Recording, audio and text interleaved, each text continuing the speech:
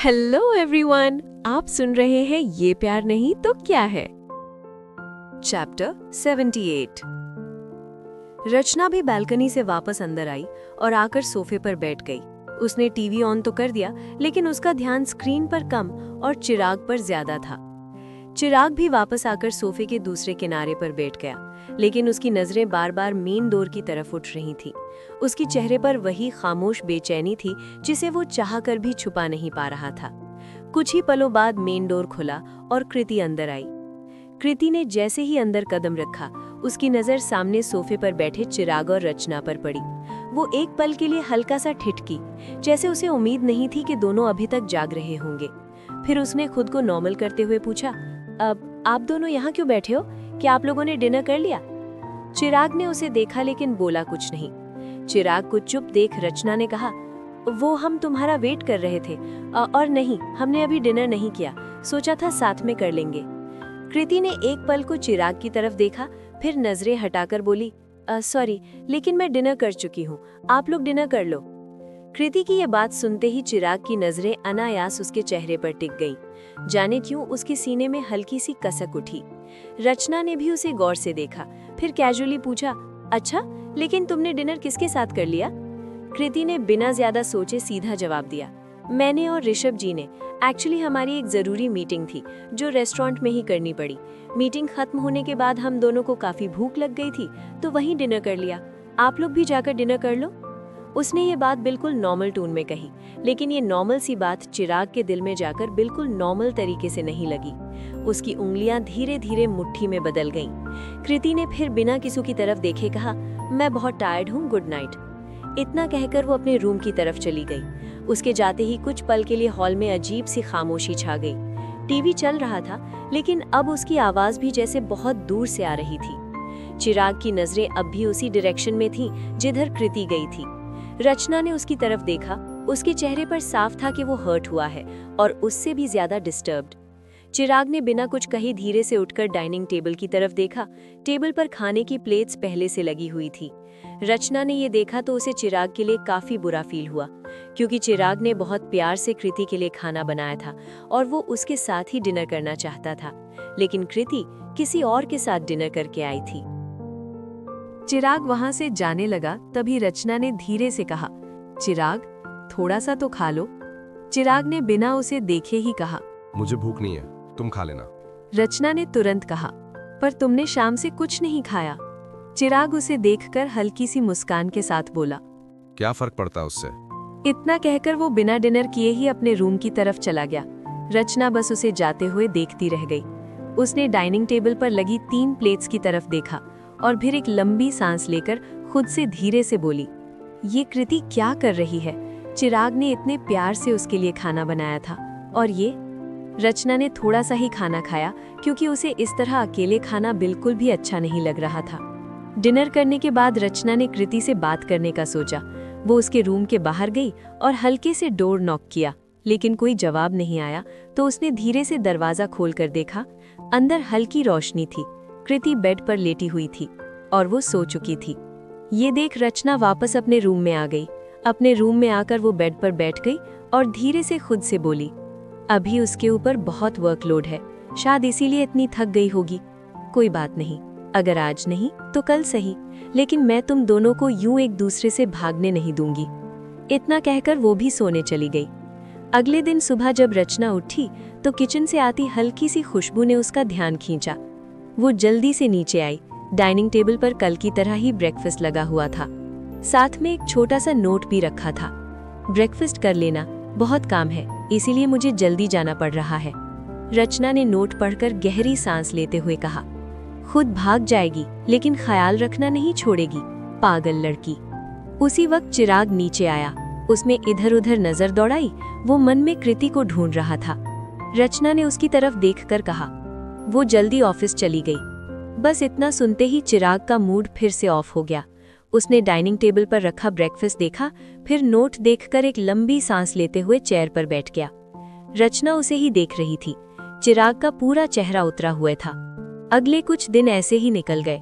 हर सुबह कृति उनसे पहले उठ जाती, ब्रेकफास्ट बनाती और चुपचाप ऑफिस निकल जाती। रात का भी वही हाल था। कृति लेट घर लौटती।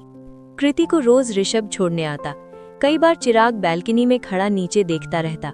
कृति कार से उतरती, हल्की सी फॉर्मल बात करती और फिर अंदर आ जाती। वो डिनर भी करके आती थी। कभी लेट नाइट मीटिंग का रीजन होता, कभी कोई अर्जेंट वर्क डिस्कशन। उसकी बातें प्रैक्टिकल थीं, सब कुछ लॉजिकली सही था। लेकिन चिराग के दिल के लिए हर प्रैक्टिकल बात भी चुभन बन चुकी थी। उसे बहुत बुरा लग रहा था, बहुत ज्यादा। लेकिन सबसे ज्यादा जो चीज उसे हर्ट कर रही थी वो ये नहीं थी कि कृति किसी और के साथ डिनर कर रही है, बल्कि ये थी कि वो उससे बच रही थी। वो जानबूझकर उसके सामने आने के लिए अपने पूरे दिन का पैटर्न बदल चुकी थी। एक शाम उसने फाइनली डिसाइड किया कि अब वो यूं नहीं रहने देगा, उसे कृति से बात करनी ही होगी। उस दिन कृति जैसे ही घर आई, चिराग हॉल में ही खड़ा था। कृति ने एक नज़र उसे देखा और उसे पूरी तरह इग्नोर कर वो सीधे अपने रूम की तरफ बढ़ने लगी। तभी चिराग ने उसे रोकते हुए कहा, कृति, 1 मिनट। कृति के कदम रुक गए, लेकिन उसने पलटकर नहीं देखा। कृति बिना मुड़े ही धीरे से बोली, आज मैं बहुत थक गई हूँ, कल बात करते हैं। चिराग ने एक दर्द भरी मुस्कान के साथ कहा, कल टाइम होगा तुम्हारे पास? आफ्टर ऑल तुम इतनी बिजी जो हो कि तुम्हारे पास घर पर रहने का भी टाइम नहीं है। तुम ये सब सिर्फ मुझे इग्नोर करने के लिए कर रही हो ना? कृति ने धीरे से आंखें बंद कर ली और एक गहरी सांस लेकर बोली, ऐसा कुछ भी नहीं है, बस इस टाइम ऑफिस में काम थोड़ा ज्यादा है। कृति ने फिर से जाने के लिए अपने कदम बढ़ाए ही थे कि तभी चिराग ने उसका हाथ पकड़कर उसे रोका और उसके सामने आकर खड़ा हो गया। कृति ने अपनी नजरें उठाकर उसे देखा। चिराग इस बार बेबसी से बोला, अगर तुम मुझे पूरी तरह माफ नहीं कर सकती तो मत करो, लेकिन क्या सब कुछ पहले की तरह नहीं हो सकता? क्या तुम मुझे एक मौका भी नहीं दे सकती खुद को साबित करने का? कम से कम इतना तो कि हम पहले की तरह दोस्त बनकर ही सही नॉर्मल तो रह सकें। एटलीस्ट मुझे इस तरह इग्नोर तो मत करो कृति। ये सुनकर कृति, जो अब तक खुद को संभाले हुए थी, अचानक से गुस्से में बोल उठी, नहीं हो सकता कुछ भी पहले जैसा, नहीं रह सकती मैं पहले की तरह, नहीं बनना मुझे आपकी दोस्त, और मैं नॉर्मल भी नहीं रह सकती, समझे आप? कृति का जवाब सुन चिराग एक पल के लिए खामोश हो गया। उसने फिर हिम्मत करके पूछा, क्यों? ऐसा क्यों नहीं हो सकता? कृति ने इस बार उसकी आंखों में देखकर कहा, क्योंकि अब ना आप वो हैं जो आप पहले थे और अब ना मैं वो हूं जो मैं पहले थी। सब कुछ बदल चुका है चिराग, मेरी फीलिंग्स, मेरे इमोशंस। मैं अब नहीं रह सकती आपकी दोस्त बनकर। उसकी आवाज कांप रही थी, आंखों से आंसू निकल चुके थे। चिराग अब बिल्कुल खामोश हो चुका था। कृति अब इमोशनल होकर बोली, आप जानते भी हैं कितना आसान है आपके लिए ये कहना कि दोस्त बन जाओ, नॉर्मल हो जाओ, जैसे कुछ हुआ ही नहीं, जैसे मैं। कृति बोलते बोलते रुक गई, क्योंकि उसे अचानक से होश आया कि वो चिराग से क्या कहने वाली थी। उसने खुद को संभाल कर कहा, प्लीज चिराग, मेरे लिए सब कुछ और कॉम्प्लिकेटेड मत कीजिए। इतना कहकर वो तेज कदमों से अपने रूम में चली गई। चिराग वहीं खड़ा रह गया, उसकी आंखों में बेचैनी थी। वहीं पीछे खड़ी रचना ने सब कुछ सुन लिया था। रचना खुद से ही बोली, आई थिंक आपको इस स्टूपिड को समझ जाना चाहिए कि कृति इससे कितना प्यार करती है। उसने ऑलमोस्ट अपनी फीलिंग्स एक्सप्रेस कर ही दी थी, फिर पता नहीं क्यों उसने खुद को रोक लिया।